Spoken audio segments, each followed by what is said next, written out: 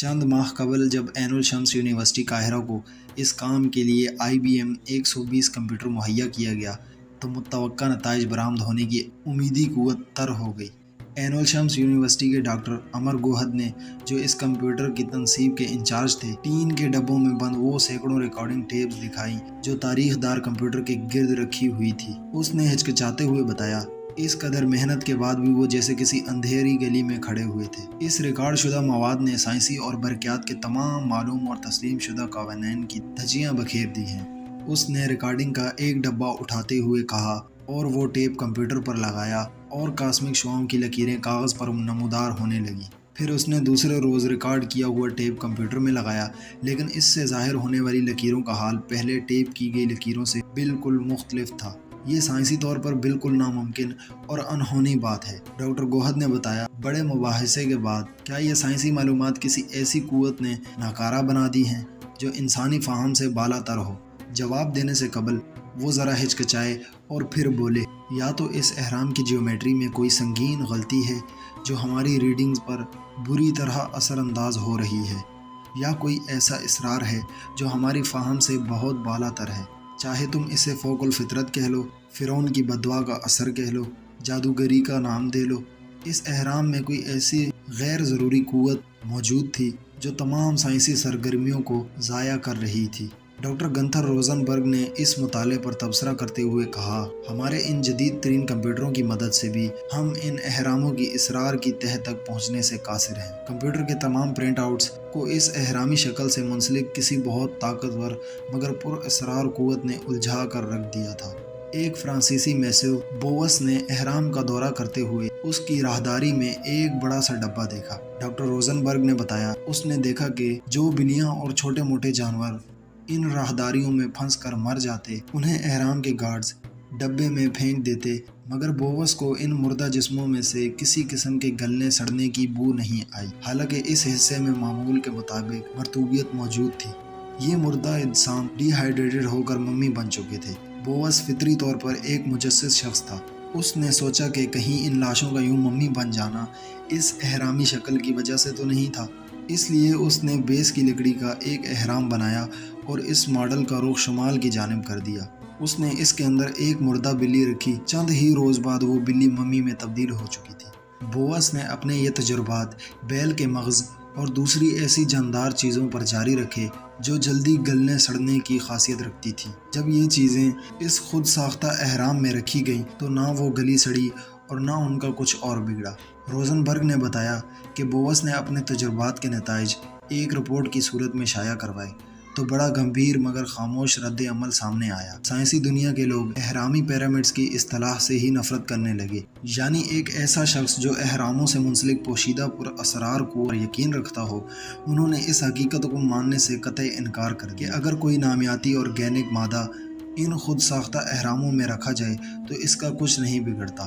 انہوں نے تازہ مردہ گوشت کی تاخیری بوسیدگی کے سلسلے میں بووس کی دریافت کو یکسر انداز کر دیا۔ انہوں نے یہ نظریہ بھی رد کر دیا کہ اہرام کے اندر ڈی ہائیڈریٹڈ اور حنوتیت کا پیچیدہ عمل ظہور پذیر ہو سکتا ہے۔ آہنی پردے کے پیچھے چیکو سلاویکیا میں بووس کی رپورٹ پڑھ کر ایک براڈ کاسٹ انجینئر ڈربل نے حیرت سے اپنا سر ہلایا۔ ڈربل ایک چیک ریڈیو اور ٹیلی ویژن پہلکار الجھن میں پڑ گیا اور اس نے اپنے طور پر تجربات کرنے کا فیصلہ کر لیا۔ اپنے فاضل اوقات میں اس نے گتے کا ایک بے ڈھنگا مگر ہو بہو اہرام بنایا۔ پھر اس نے بووس کے تجربات کو آزمایا اور دریافت کر لیا کہ وہ فرانسیسی اپنے نتائج بتانے میں کس قدر درست تھا۔ ڈربل نے واضح کیا کہ اہرامی شکل کے اندر کے خلا اور طبیعیاتی، کیمیائی اور حیاتیاتی عمل میں گہرا تعلق ہے۔ مناسب شکل و صورت استعمال کر کے ہم اس عمل کی تاخیری اور نظام کو مناسب حد تک کنٹرول کر سکتے ہیں۔ اپنے ان تجربات کے دوران میں ڈربل نے گتے کے ایک اہرام میں رکھے جانے والے مادے کی ساخت میں حیرت انگیز تبدیلیاں دریافت کی۔ اسے پختہ یقین ہو گیا کہ اس شکل کے ساتھ ایک نامعلوم مگر انتہائی طاقتور توانائی وابستہ ہے۔ شاید یہ شکل برقی مقناطیسی لہروں کو اپنی جانب کھینچتی ہے اور یہاں کائناتی لہروں یعنی کاسمک ریز کا اجتماعی ہو جاتا ہے۔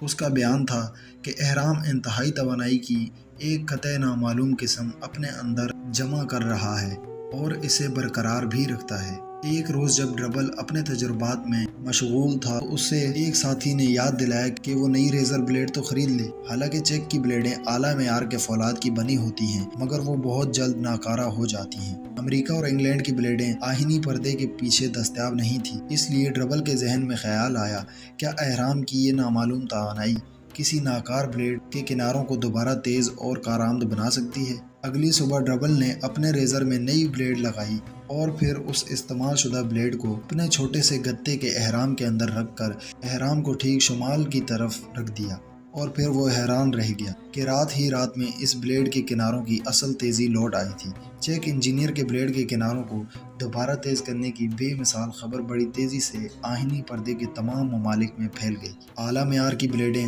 حاصل کرنا ایک مسئلہ تھا۔ ایک بار جب شیو کرنے والا کوئی بلیڈ کا پیکٹ خریدتا تو اس سے زیادہ شیو کرنا چاہتا تھا۔ ڈربل نے اخباری نمائندوں کو بتایا کہ اہرام کی تکنیک کے ذریعے ایک بلیڈ سے آدمی 50 سے 60 دفعہ شیو کر سکتا ہے۔ اہرام کے اندر کا ماحول حیرت انگیز طور پر بلیڈ کی بنیادی تیزی واپس لے آتا ہے۔ اس نے کہا اپنی اس دریافت کے تجارتی امکانات کے پیش نظر ڈربل نے چیکو سلاواکیہ کی حکومت کو پیٹنٹ درخواست دے دی۔ آزمائش کے بعد حکومت نے اسے ایجاد کی سند نمبر عطا کر دی اور چیوپس پیرامڈ ریزر بلیڈ شارپنر نامی ایک چیک فارم نے اپنا کاروبار شروع کر دیا۔ تاہم یورپ کے کارخانہ دار چیک کے اس اہرامی مظہر حقیقت اور افادیت کو تسلیم کرنے سے ہچکچاتے ہی رہے۔